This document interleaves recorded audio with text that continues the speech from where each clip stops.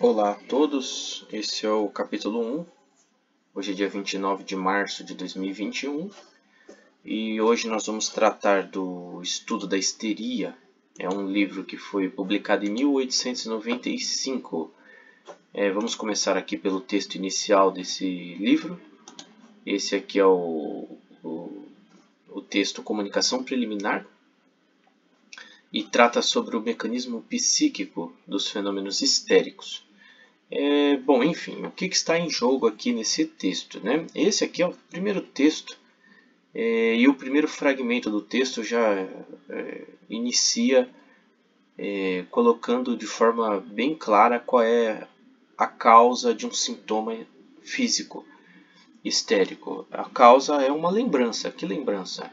É uma lembrança que o paciente não consegue recordar.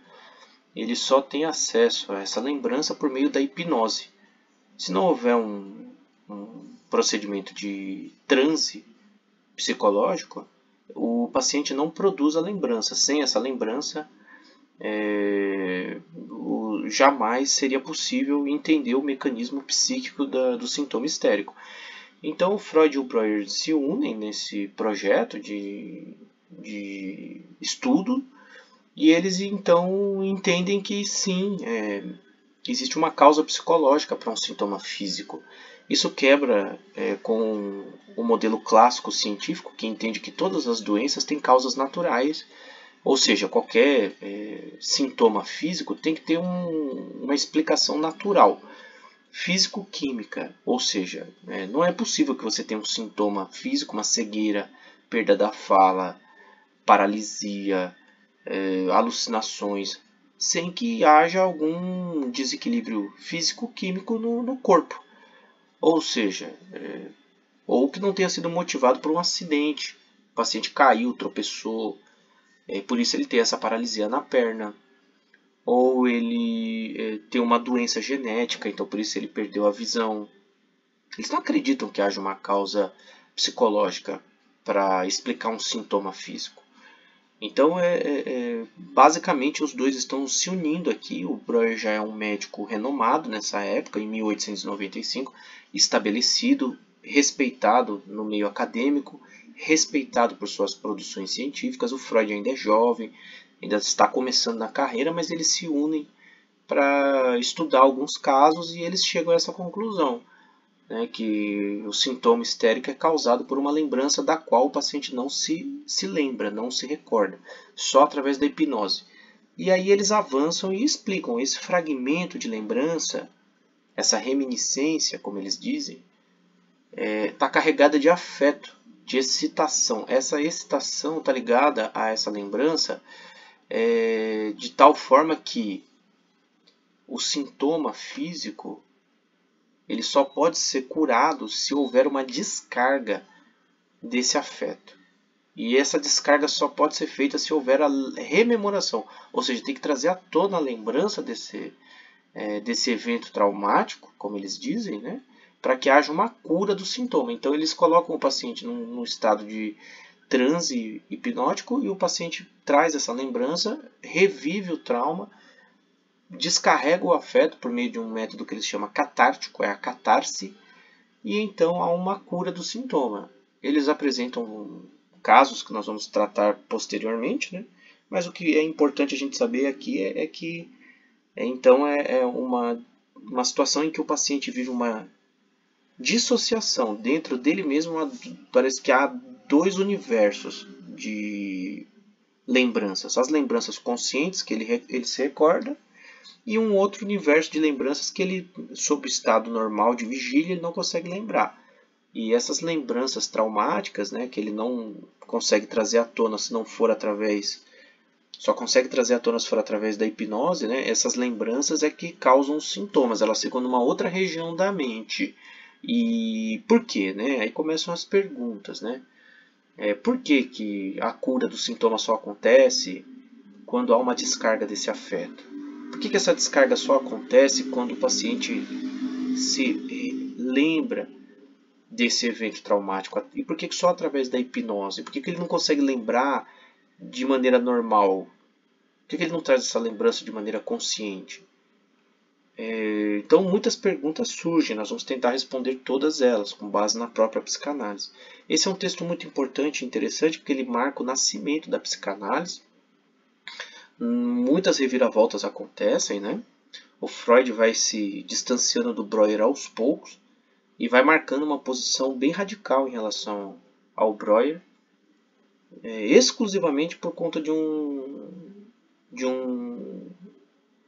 uma interpretação a respeito da carga afetiva que essas lembranças comportam. Para o Freud, essa excitação, essa carga afetiva que a lembrança carrega, ela é oriunda única e exclusivamente da sexualidade. O Breuer concorda com Freud, mas não aceita, não consegue aceitar isso como uma causa única. E o Freud entende que o Breuer, por motivos da sua vida familiar, devido à sua posição social, não tem, vamos dizer assim, a disposição para encarar esse fato objetivo. Para o Freud é muito claro que a causa do sintoma histérico é uma lembrança inconsciente, né, que reside numa área da mente ainda não iluminada pela consciência no paciente doente, e a causa dessa excitação se dá por uma excitação sexual. Então está ligada diretamente com a formação da sexualidade. Então o papel da sexualidade já começa a surgir logo no nascimento da psicanálise. O Breuer fica resistente, o Freud, como era iniciado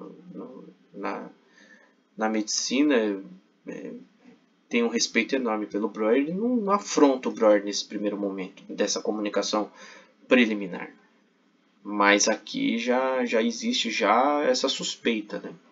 E eles entendem de forma parecida, né, que essa descarga afetiva ela precisa acontecer para que haja cura. E se não houver essa descarga, o paciente não melhora. E parece que esse é um princípio mental, é um modo de funcionamento normal da mente. Ela não busca a manutenção de um estado excitado. A mente ela quer se livrar dessa excitação. Se não houver uma liberação desse afeto, esse afeto carregado, ele fica preso no sintoma, entendeu? Então o sintoma ele armazena esse afeto. Enquanto não houver a catarse, a liberação desse afeto, o paciente continua com essa doença, né? E a causa desse sintoma, então, é essa lembrança traumática. Eles explicam que há uma relação direta da lembrança com o sintoma. Então, sei lá, o paciente tem uma cegueira, então o evento traumático tem a ver com alguma coisa que o paciente estava visualizando no momento do susto, no momento que ele desenvolve o afeto, né, a carga afetiva. Ou, sei lá, o paciente tem uma paralisia no braço, então eles entendem que aquela paralisia tem a ver com uma lembrança em que o paciente estava, vamos dizer assim, desenvolvendo algum trauma com relação ao braço dele. Então, por exemplo, o paciente dormiu numa situação de velório de um familiar querido e sonhou que o braço dele virava uma cobra que iria atacar. Então essa lembrança dessa transformação do braço numa cobra trouxe uma excitação muito grande, um susto muito grande na paciente, e depois ela não tinha mais, ela acordou, não tinha mais a lembrança desse sonho, desse evento, na ocasião do velório do familiar falecido, e aí depois de alguns anos essa paciente desenvolveu uma paralisia no braço. Ao lembrar desse episódio, trazer isso à tona, viver a dor daquele momento, daquela situação, aí então a paralisia do braço desaparece. Então é um momento importante aqui para a gente estudar, terão perguntas, façam perguntas para a gente tentar responder, mas em linhas gerais é isso, né? É um quebra de paradigma com o modelo clássico científico de causas naturais para explicar sintomas físicos. Então Freud e Breuer rompem com esse modelo clássico, mantém a postura científica de observação e relato dos fatos de maneira racional, entendendo o mecanismo lógico dos eventos, causa e efeito, mas eles introduzem a causa psicológica como formadora de um sintoma físico. E aqui já tem então a introdução da ideia de inconsciente, né? Que existe uma região da mente que armazena lembranças que o próprio paciente não se recorda, mas que estão lá, estão dentro do seu histórico mental, estão na sua personalidade, residem na sua história. Só que o paciente, por algum motivo, que será abordado posteriormente, ele não acessa essas lembranças. E essas lembranças elas são causadoras desses sintomas, e essas lembranças estão carregadas de afeto. E para o Freud, principalmente para o Freud, esse afeto é puramente sexual, tem conotação inteiramente sexual. E é por conta dessa questão sexual que o sintoma se forma, tá bom? Então vamos aí deixando as perguntas para que a gente possa responder, e em breve chegaremos com um novo vídeo abordando aí a parte número 2, né, desse texto aqui, que é muito interessante. E até breve então, pessoal. Tá bom? Aqui foi a primeira parte. Aqui tá. Os histéricos sofrem principalmente de reminiscências. Sofrem de lembranças, né? Que lembranças são essas? Lembranças conscientes? Não. Lembranças de um evento traumático que eles não acessam. Tá bom? Até breve, pessoal.